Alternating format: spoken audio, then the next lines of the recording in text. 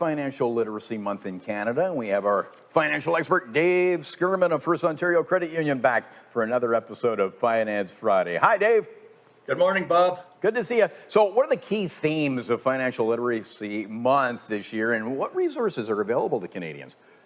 Great questions. The theme this year is building resilience in managing your finances, particularly during challenging times. And of course, we've all seen some challenging times in managing our finances the last couple of years. It's a very appropriate theme, and some sub-themes under that are managing expenses effectively to make sure you can pay your bills every month, managing debt, of course, which is always important, and then managing savings for a couple of reasons. First is to ensure you can help meet your financial goals, whether that be saving for education, a down payment on a home, or even retirement. And the other thing about managing savings is to manage for the unexpected. Again, who would have expected a worldwide pandemic? Yeah, have that padding in. So how are Canadians doing on improving their financial literacy?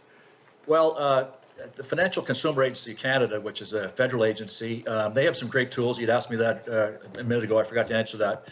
So go on their website, Financial Consumer Agency Canada. They've got some great, how-to webinars on there, education on anything about personal finances.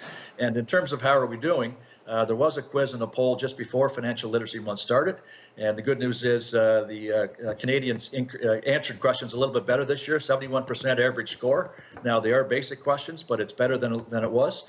The group of Canadians that was the lower score was Canadians in their 20s, and their average score was about 56%. But the good news there is that was also the group that answered they were most interested in improving their ability to manage finances and learn. Okay. Now, Dave, someone who's doing her part to promote financial literacy is Marta Gilchrist, business studies teacher at Glendale Secondary School in Hamilton, and an occasional guest lecturer. You actually lecture for her class. So anyway, she has submitted some questions from her students for you. First from Andre, what happens if my credit score is decreasing? And do I need a good credit score to get a mortgage? Great question, Andre. And again, Ms. Gilchrist doing a great job in her business studies class at Glendale. I really enjoy meeting with the kids. They're all ears to manage their finances better or learn.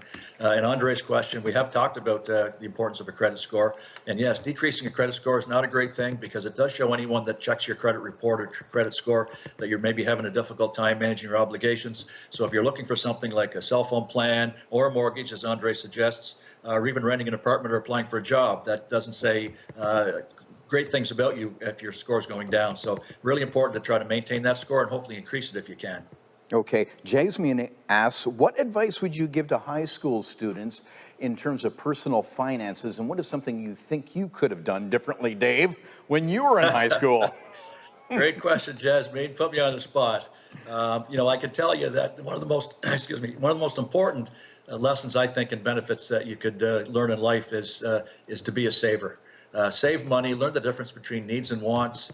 I probably didn't do a great job of that in high school and even early in life, and most of us learn that lesson the hard way because we start to work, we get some money, and all of a sudden there's something we want, so we spend our money on it. And then when something comes up that we actually need, then we have to borrow or find other ways to try to pay for those things. So the better you can become a saver and save your money. There's always going to be things that come up that you need money for. And it's funny that in that survey that we talked about earlier, about a third of the parents, 33% of parents, said that they're probably not setting a great example at home in terms of managing money for their kids. So it all starts there. It starts at home. It starts with Ms. Gilchrist and teachers in school. And really, learning to save is where you start. Yeah.